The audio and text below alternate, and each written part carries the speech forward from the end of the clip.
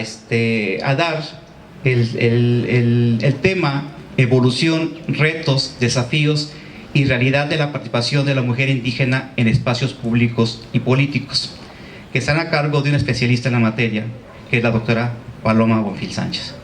Y sus principales líneas de investigación son mujeres indígenas, ciudadanía y participación política, violencia de género, políticas públicas, derechos, salud sexual y reproductiva, acceso a la tierra. Actualmente se desempeña como coordinadora nacional de antropología del INAH. Démosle un fuerte aplauso a la doctora, de favor.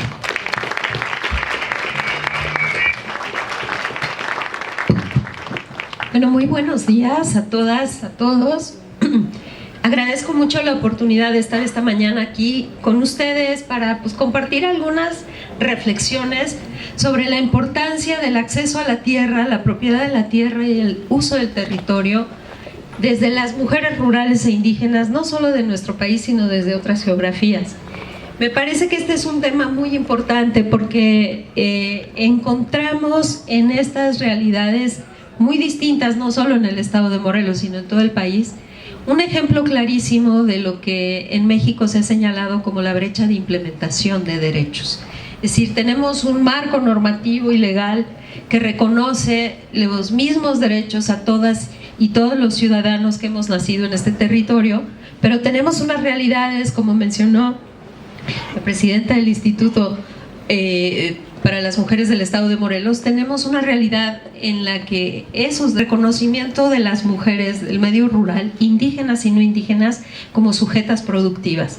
Desde la reforma agraria, desde el reparto agrario hace casi 100 años, las mujeres del campo en nuestro país han sido consideradas como una mano de obra de ayuda, no solamente por el Estado, también por las propias pequeñas sociedades, los ejidos, las comunidades, las mismas familias. Es decir, cuando todavía hoy en muchos lugares uno le pregunta a las mujeres del campo si ellas trabajan, muchas responden que ellas ayudan.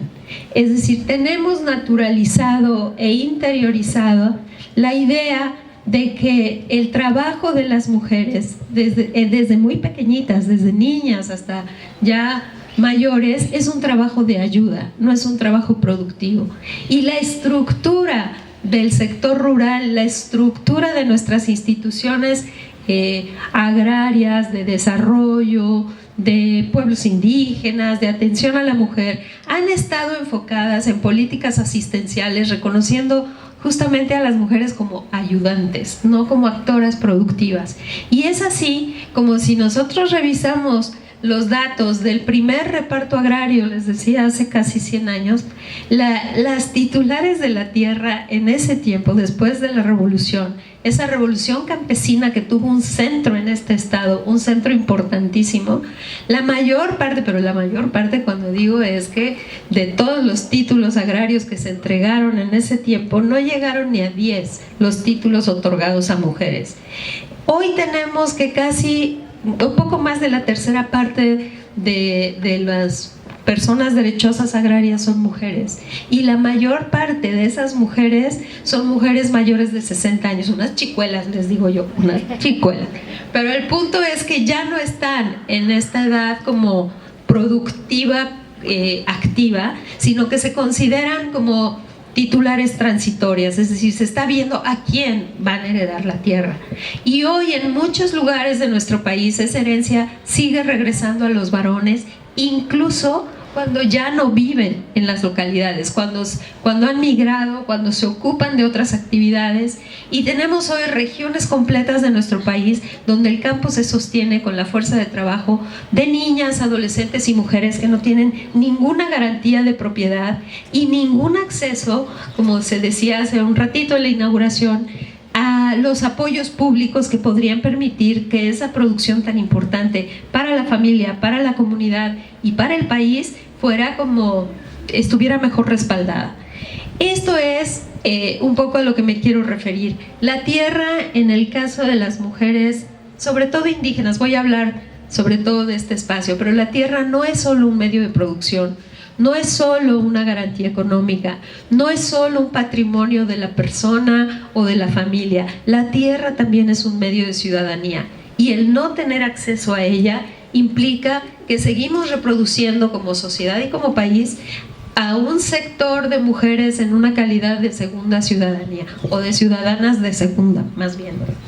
Esto, pues yo quisiera referirlo a algunos, es que traigo mis notas en la computadora, algunos conceptos que me parece que son interesantes de abordar ahora en nuestro conversatorio.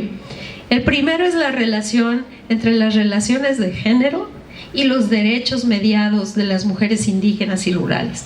Es decir, vivimos, como también decía la directora del instituto, vivimos en una sociedad patriarcal. ¿Qué quiere decir eso? Pues quiere decir que hoy por hoy nuestras relaciones sociales, nuestras estructuras, nuestras instituciones y nuestras políticas públicas todavía siguen enfrentando una construcción en donde lo masculino tiene más privilegios que lo femenino. Y esto significa que el hecho de nacer hembra de esta especie en un país como el nuestro nos hace ya tener menores derechos desde el nacimiento. En el caso de las mujeres indígenas y rurales alrededor de la tierra, esto tiene que ver también, bueno, no solo en esos sectores, sino en toda la sociedad. Digamos, un pilar de la sociedad patriarcal es lo que se llama la división sexual del trabajo. Es decir, tú que naciste hembra de esta especie, mujer, te va a tocar default la casa y la familia. Eso independientemente de si trabajas, si estudias, si eres profesionista, la familia y la casa van a ser tu tarea, porque eres mujer. Se naturaliza esa división. Cuando, bueno, ciertamente las mujeres tenemos la capacidad biológica de procrear, de embarazarnos, de parir y de amamantar a las crías de nuestra especie, pero fuera de eso no hay nada, de verdad nada, que no puedan hacer los varones, ni ningún otro campo en los que las mujeres no nos podamos involucrar. Y hoy por hoy seguimos pensando que hay ciertos atributos masculinos que a lo mejor desaparecen si los hombres cuidan un bebé, o si se ocupan de lavar y planchar. No deberíamos planchar, es antiecológico. O si cocinan, o si crían a los hijos. Bueno, esto que puede sonar muy de broma pasa por los espacios laborales posibles, pasa por la toma de decisiones, pasa por el ejercicio de poder. Y entonces, en los medios rurales se considera que quien trabaja la tierra, quien lleva, digamos, el sustento a la familia, es el varón, aunque eso no sea necesariamente cierto. Y entonces las estructuras, digamos, en ejidos y comunidades están determinadas de tal manera que quienes tienen inmediato acceso a la tierra son los varones. Aunque haya más mujeres, aunque los varones no estén trabajando la tierra, aunque no estén interesados en tenerla, tienen el derecho, digamos, natural, mientras que las mujeres lo tienen que luchar y conseguir. Por ejemplo, en muchos ejidos existió, hasta antes de las reformas al 27 constitucional, una figura que se llamaba la UAIM, ¿no? La Unidad Agrícola Industrial de la Mujer. Eso es lo que el ejido asignaba a la mitad, más de la mitad de la población en los ejidos para trabajar. Un terreno colectivo, a veces fuera del núcleo urbano, a veces fuera incluso del acceso al agua o del acceso a otros materiales que se necesitan para trabajar y que las mujeres tenían que compartir. A los hombres se les asignaban parcelas individuales, a las mujeres no. Esa UAIM ya también desapareció. Pero durante décadas, digamos, las políticas de desarrollo rural, campesino, de productividad, estaban enfocadas al apoyo de las UAIMs, pues para hacerles talleres de costura, tortillerías, cría de animales de granja, cerdos, pollos y mini créditos, lo que ya se llamaban los microcréditos productivos. Y mientras que los créditos de desarrollo, la compra de tractores, de fertilizantes, los grandes créditos productivos no eran para las mujeres. Entonces, bueno, estamos hablando de que en nuestro país las mujeres somos más, un puntito más que los varones, somos más de la mitad de la población, no la mitad, más de la mitad. Hoy, como se decía también, en México hemos perdido mucho espacio rural. Es decir, la población se ha ido urbanizando, no solamente en migración, sino también en actividades. Hay un abandono enorme del campo y hay también pues unos mecanismos de agroindustria que generan otras problemáticas. Hoy podemos pensar no solamente en términos del acceso a la tierra a las mujeres propietarias y posesionarias, sino también en las jornaleras. En Morelos tenemos una población migrante muy importante que viene de Guerrero, de Oaxaca, de Puebla, de estados todavía pues atravesados por dificultades mucho más profundas o agudas o en crisis que las que existen en este estado, que no son pocas. Pero entonces tenemos esta población que además no tiene ningún derecho. La población campesina en nuestro país ha venido transitando, digamos, a lo largo de 100 años, sobre todo los campesinos y las campesinas de subsistencia, en un estado, digamos, en una condición en la que no tienen ningún derecho social. No hay un salario, no hay seguro social, no hay jubilación, no hay derecho a la atención médica más que la pública gratuita que a veces hay y que a veces no, como bien sabemos. Y desde luego eso pasa con los varones, que son titulares de la tierra. Con las mujeres no hay nada de eso y menos.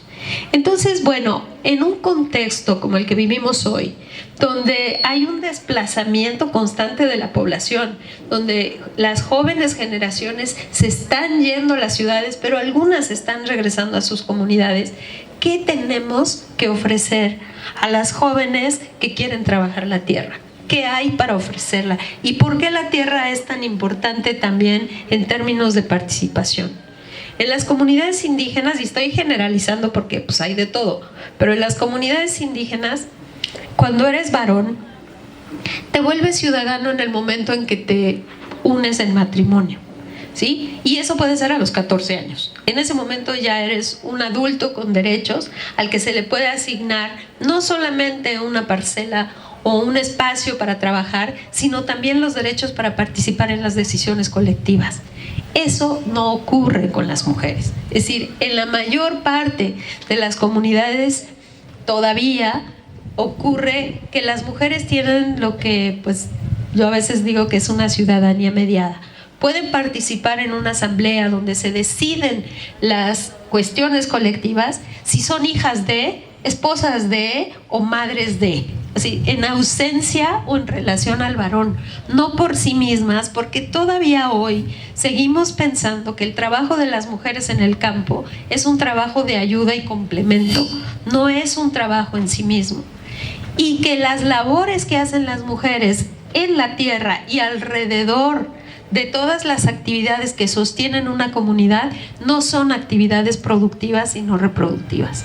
Pero todo el trabajo que se hace durante 18 horas al día entre las mujeres del campo es un trabajo que genera valor, aunque no genere dinero. Es decir, no habría manera de pagar el cuidado de la familia, el cuidado de los ancianos, la reproducción de los animales, el pequeño comercio, la manutención, la reproducción de la vida colectiva sin el trabajo de niñas y mujeres. Y eso es algo que nuestras instituciones y marcos normativos reconocen en la letra, pero socialmente no lo hemos logrado aplicar. Entonces, bueno, y para cerrar mi intervención aquí, solo les diría que esta invisibilización de las mujeres como actoras productivas y actoras sociales pasa también por un obstáculo para su participación en la toma de decisiones. En una comunidad indígena e incluso en un ejido, si tú no tienes tus derechos, digamos, a la tierra reconocidos, tampoco tienes derecho a participar en las decisiones. Y estas decisiones son nombramiento de autoridad, prioridades colectivas, temas de seguridad, temas de elección de autoridades, temas de prioridades colectivas frente a la institución, capacidades de gestión, determinación de qué es lo que un colectivo necesita. Entonces, la tierra es no solamente una garantía económica para mujeres que cada vez en mayor número son las responsables del núcleo familiar. Es decir, hoy tenemos, en la última cifra censal teníamos más o menos un 18% de mujeres cabezas de familia. Yo creo que esa es una cifra muy conservadora.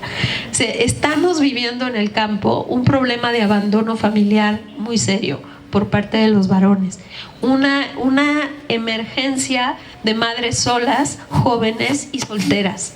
Y este núcleo de población que está creciendo con las nuevas generaciones no tiene ninguna protección en el medio rural.